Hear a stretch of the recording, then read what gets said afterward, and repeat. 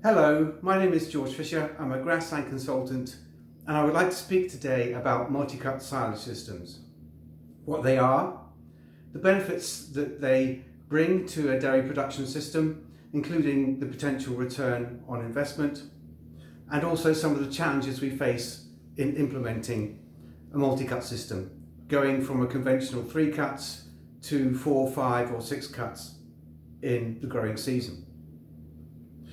Now, the starting point is that we need to take our first cut earlier than we would normally do.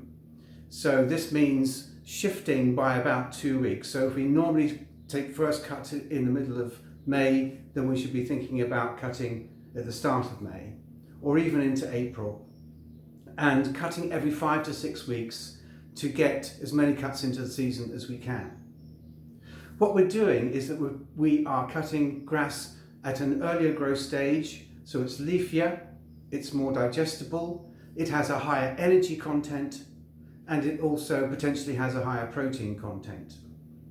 So the benefits are basically that we are providing a silage product for our milk production system which is of a higher quality. We can also increase yields by going to multi-cut systems because we are cutting more often. We're cutting lighter crops, but we're cutting more of them. So we can improve the grass production potential per hectare from our silage cutting areas. So you can see on the data here on my right hand side some typical indicative numbers from going from a 3 cut system to a 5 cut system. So increasing total dry matter yield per hectare from around 10 tonnes to perhaps 16.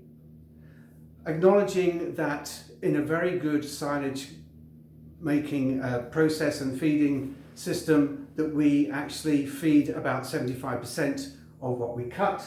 So in terms of fed dry matter per hectare, 3 cuts, 7.5 tonnes per hectare, going to 12 tonnes in a 5 cut system.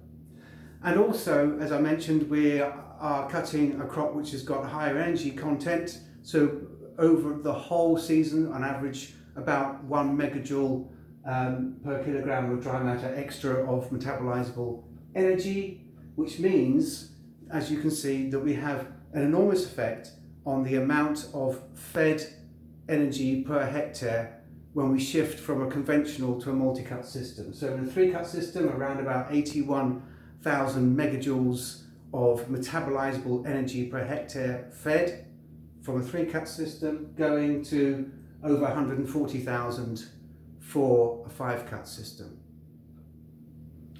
So what does that mean when we are looking at capturing those benefits in the milk production process? Well, we need to acknowledge that these silages from multi-cut systems have a higher intake characteristic. So we might see over a winter feeding period where in a 3 cut system we're used to cows taking on board 10 or 12 kilograms of dry matter per cow per day from silage. That will shift up to around about 14, 15 kilograms of dry matter per cow per day. And that means that we can do 2 things with that extra forage energy input. We can make more milk, or alternatively, we can use it to replace a concentrate input. So in the latter, where we are replacing concentrates, we're actually improving the feed production process and reducing feed costs. They are the main potential benefits within the system. So what about returns on investment and capturing the benefits then? You can see over here on the left-hand side, on my left-hand side I should say, in going from a 3 to 5 cut system, we have to acknowledge that because we're taking more cuts, there's more cost involved in doing that. So around about £450 a hectare in going from 3 cuts to 5 cuts. An additional milk potential from the energy that we produce of around about 11,000 litres per hectare, and if you turn that all into milk at 29p a litre, then the return on investment would be around 7.4 to 1. So for every £1 you invest in going multi-cut, you would get £7.4 back. If alternatively we use that higher quality silage to replace concentrate feed, then the concentrate replacement value of the extra grass yield and quality that we get from a multi-cut system is around about just over 5 tonnes per hectare, and costed at £250 a tonne for a dairy concentrate, then the return on investment potential there is about 3 to 1. So what about the challenges of going to multi-cut? Well, we need to acknowledge that there's a higher management input into a multi-cut system compared to a conventional system. It takes planning. Planning is very, very important to make sure that everything is in place, that we can operate the system as efficiently as possible. We also need to be speaking to our contractor if we are using a contractor to make our silage, so that they're on board with the change. We need to make sure that our soils are healthy and that the swards are in good condition, so that there's a good base that we can get these benefits from. We need to be planning our winter feeding policy differently as well, because we have a higher forage base with a higher intake characteristic. Then our feed planning needs to change in order to capture the benefits.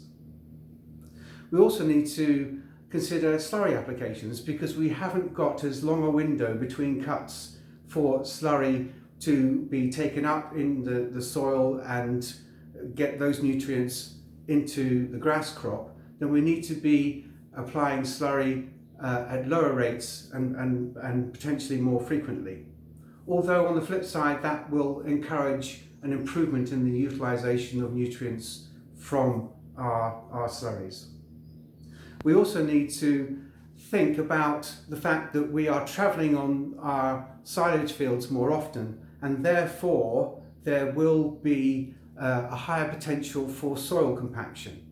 So we need to make sure that we are reviewing our soil health from a physical standpoint more frequently. So in summary then, we need to do a lot of planning in order to get from a 3-cut system to a multi-cut system.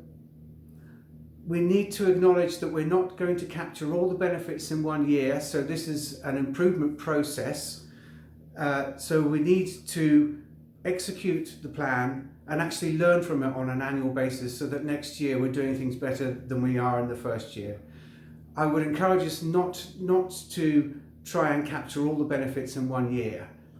Going from a 3-cut system to a multi-cut system is a big change, and we will learn on the way, and we have a 12-month or a seasonal opportunity to do that learning.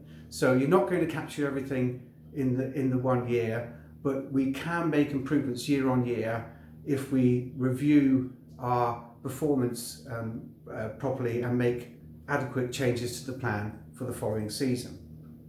And also we need to review the assets before we embark on going to a multi-cut system.